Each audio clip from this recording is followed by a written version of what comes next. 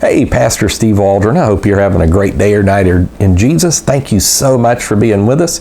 We're looking today at the Judaica Press Tanakh, and this is part of our English Bible series. This is all under a playlist that we have on Bible reviews. Now, you're going to have a lot of Bible reviews, but then a lot of translation reviews. I'm just dumping them all into one. Sorry about that. We just don't have a team. We come from a small church, and we do a lot of stuff, and so we do the best we can. So Judaica Press Tanakh, it's modern English. It's done in 1963. Masoretic text is its base. Orthodox Judaism is kind of its textual tradition, where it's coming from, Orthodox Judaism. So let's take a look at it. We're using Wikipedia. You can look at Wikipedia yourself. We'll give you some context as well around the kind of the bones of Wikipedia. Judaica Press is an Orthodox Jewish publishing house founded in New York City, 1963 by S. Goldman and taken over by his son Jack Goldman in response to the growing demand for books of scholarship, the English-speaking world. Now, the Orthodox Jews procreate very vociferously, and so they are a rapidly growing segment of American society, also in Israel, and very strict, for the most part, adherents of the law. Some would even say they're kind of the direct forebears of Pharisees.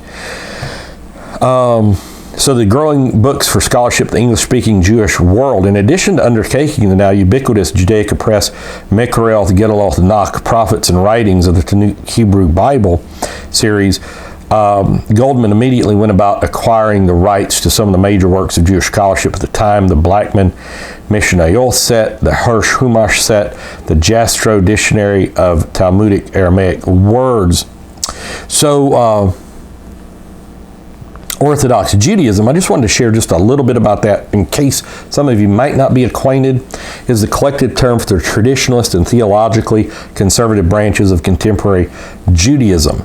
When it says conservative, now like conservative Judaism, I don't think is considered orthodox. It advocates a strict observance of Jewish law, or halakha, which is to be interpreted and determined exclusively according to traditional methods in adherence with the continuum of received precedent through the ages, such as the Babylonian and the Jerusalem Talmud. And it's chiefly defined by regarding the Torah, both written and oral, as revealed by God to Moses on Mount Sinai, fully transmitted ever since. Now notice the Torah written and oral. So it's not just the first 5 books of the Bible, but and really the whole Old Testament, but also they would say he received some other interpretation orally as well. So it's not a centralized denomination. And I'm thinking right now of Fiddler on the Roof. That was what came to my mind. Tradition, all of this. So that's who Orthodox Jews are. It seems like there was one other thing I wanted to just share in case you weren't acquainted with the term, because sometimes with all the different terminologies in Hebrew. Years ago, I made a video of what the Tosefta was, what is the Mishnah, what is the Talmud, because it can be kind of confusing, especially like me. I'm not in it every day. It's not something I dwell in every day. It's something I've studied, and sometimes studied pretty intensively for a while, and then you go to something else. So the Tanakh is the Hebrew Bible, and it's also known as the Mikra, M-I-Q-R-A.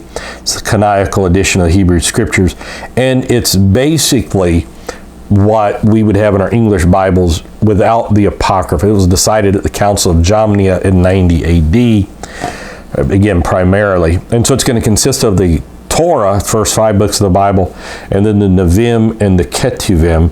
And the Nevi'im is the prophets, or the spokespersons, and the Ketuvim is going to be writings or hagiographa, Ezra to Nehemiah. The Ketuvim, 1st, 2nd Chronicles, form one book. Ezra, Nehemiah form a single unit. Ezra, Nehemiah, on and so forth. So several groups of books there.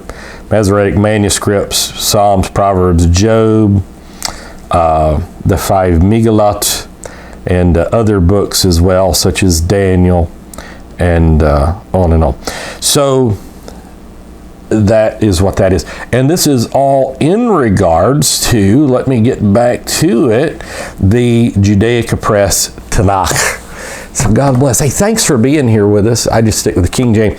Oddly enough, when I was in Israel in 2010, they said if we don't have a Hebrew Bible or people can only read English, we recommend the King James. So I thought that was pretty cool. And so God bless. We'll talk with you later. Thanks for being here. Join us again tomorrow or even later tonight. Sometimes we have videos at night. Bye-bye.